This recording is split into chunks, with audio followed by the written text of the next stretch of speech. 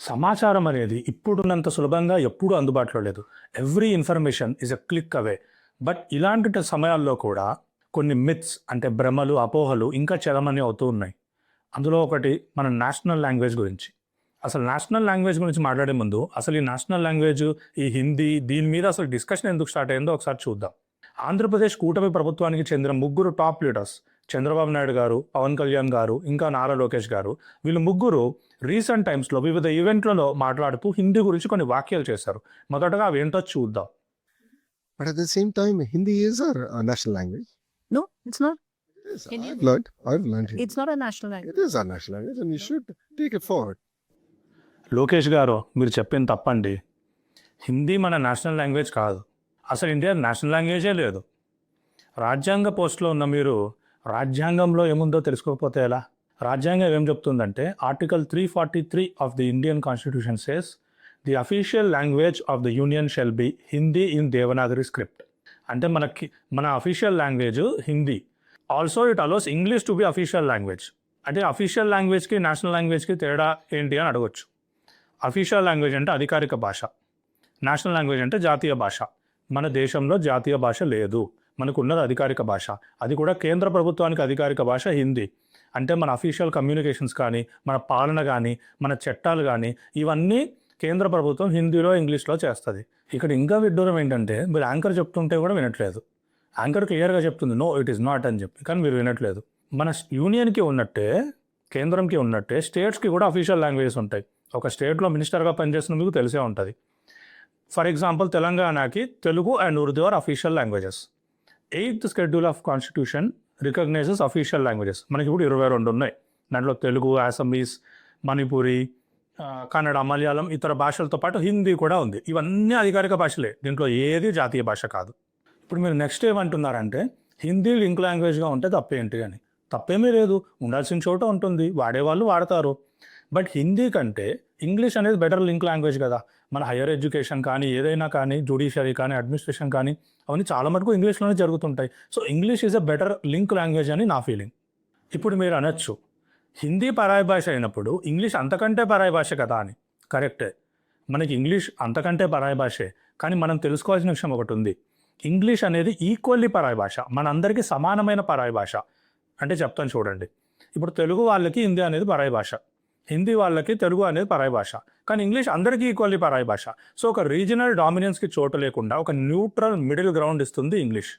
English is a language of science, technology, diplomacy and internet. మనం చాలా studies తీసుకున్నా కూడా ఇంగ్లీష్ నేర్చుకోవడం వల్ల మన ఇన్కమ్ లెవెల్స్ కానీ, ఎంప్లాయబిలిటీ కానీ పెరుగుతుంది. అండ్ మనం ఇప్పుడు మన హైయర్ ఎడ్యుకేషన్ కానీ, కార్పొరేట్ కానీ, జ్యుడిషియరీ కానీ అన్నీ ఇంగ్లీష్లోనే నడుస్తాయి. సో మనం అన్ని విధాలుగా చూసుకోండి, గ్లోబల్ యూటిలిటీ కానీ, గ్లోబల్ కాంపిటేటివ్నెస్ కానీ, లింగ్విస్టిక్ న్యూట్రాలిటీ కానీ, ఫినాన్షియల్ ఇన్సెంటివ్స్ కానీ అన్నీ చూసుకున్నట్టయితే English is a better link language for our nation. And not just that, English is already the default functional link language of our nation. ఇప్పుడు ఒక మణిపూర్ వాడు, ఒక తమిళ్ వాడు మాట్లాడుకుంటే వాడు ఇంగ్లీష్లోనే మాట్లాడుకుంటాడు. It is already a link language. Hindi కూడా ఒక రకంగా లింక్ లాంగ్వేజే, ఉండడంలో తప్పు లేదు. మాట్లాడుకునే వాళ్ళు మాట్లాడుకోవచ్చు.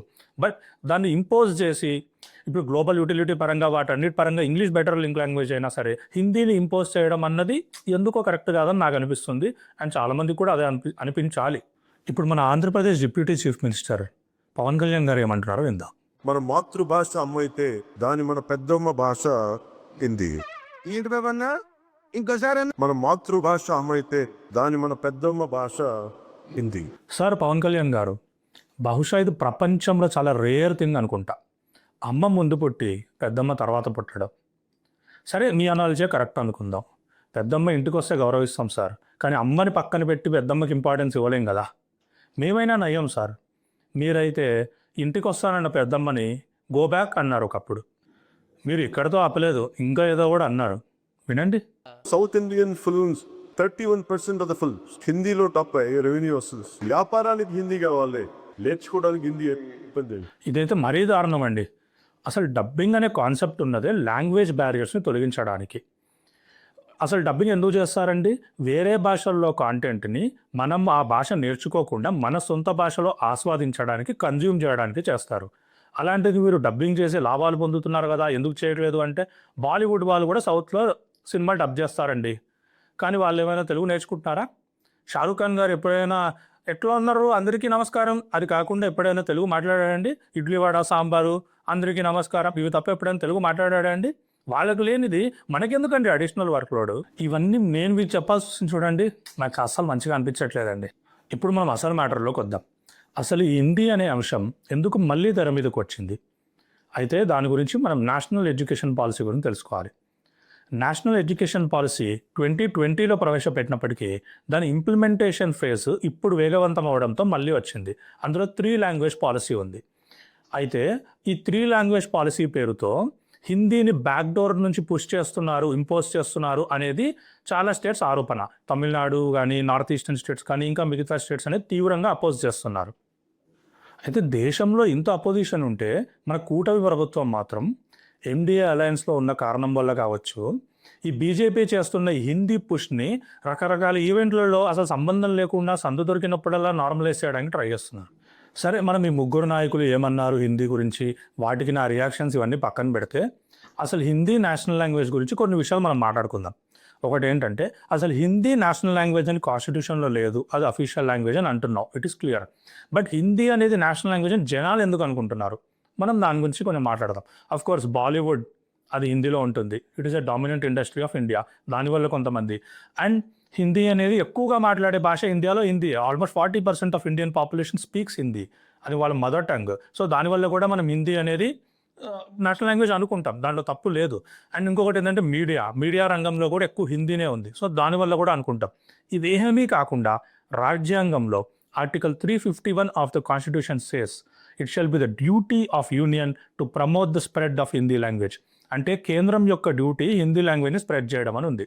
ఇప్పుడు మనకు డౌట్ రావచ్చు, అసలు హిందీ అనేది నేషనల్ లాంగ్వేజ్ కాదు అంటున్నాం, హిందీ అనేది అఫీషియల్ లాంగ్వేజే అంటున్నాం. మరి ఎందుకని హిందీకి మాత్రమే స్పెషల్ ప్రొవిజన్ ఉంది ప్రమోట్ చేయడానికి, వేరే ఇతర భాషలకి లేదు అని మీకు డౌట్ రావచ్చు. దీనికోసం మనం ఇంకొంచెం బ్యాక్ వెళ్తే కాన్స్టిట్యూయెంట్ అసెంబ్లీ డిబేట్స్, అంటే రాజ్యాంగం రూపొందించడానికి ఏర్పడిన కాన్స్టిట్యూయెంట్ అసెంబ్లీలో డిబేట్లో ఏం చేస్తారంటే, చాలామంది హిందీని నేషనల్ లాంగ్వేజ్ చేయాలా అన్న విషయం మీద చర్చించారు. ఆ చర్చలో భాగంగా చాలామంది ఇప్పుడు నేను ఇంతకుముందు చెప్పిన రీజన్స్ ఏవైతే ఉన్నాయో, లింగ్విస్టిక్ న్యూట్రాలిటీ కానీ, ఇంత బహుభాషల నిలయంగా ఉన్న భారతదేశంలో ఒక లాంగ్వేజ్ని నేషనల్ లాంగ్వేజ్ చేస్తే వచ్చే ప్రాబ్లమ్స్ని చెప్పి నేషనల్ లాంగ్వేజ్ ఎందుకు ఉండకూడదో చెప్పారు. బట్ నేషనల్ లాంగ్వేజ్ హిందీ ఉండాలి అని వాదించే వాళ్ళని కాంప్రమైజ్ చేయడానికి తెచ్చిన ఈ కాంప్రమైజే, ఈ న్యూట్రల్ మిడిల్ గ్రౌండే ఆర్టికల్ 351. సో మేము హిందీ లాంగ్వేజ్ని స్ప్రెడ్ చేస్తాము బట్ నేషనల్ లాంగ్వేజ్గా వద్దు అని వాళ్ళని కాంప్రమైజ్ చేశారు. ఇక్కడ వచ్చిన చిక్కు, ఈ ఆర్టికల్ని చూపించి ఈ చాలా నార్త్ టాప్ బ్రాస్ లీడర్స్ అందరూ హిందీ లాంగ్వేజ్ని ఇంపోజిషన్ని, ఆ పుష్ని జస్టిఫై చేస్తారు. అయినా కూడా మీరు అనొచ్చు, అక్కడ ఇంపోజిషన్ ఎక్కడుంది, పుష్ ఎక్కడుంది అని. ఇంకా నాకు చెప్పే ఓపిక కూడా లేదు. అందుకే అమిత్ షా గారి మాటలతో ఈ ఎపిసోడ్ని ముగిద్దాం. मेरी बात याद रखना, हम सबके जीवन में, मेरी बात ध्यान से सुनना, हम सबके जीवन में इस देश में अंग्रेजी बोलने वालों को शर्म आएगी, ऐसा समाज का निर्माण अब भी नहीं. ఆయన ఏమన్నాడో తెలుగులో చెప్పిపోదామని వచ్చిన.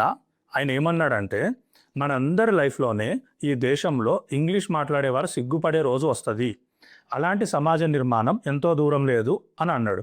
ఇంకా దాన్ని ఎట్లా తీసుకుంటారో మీ ఇష్టం.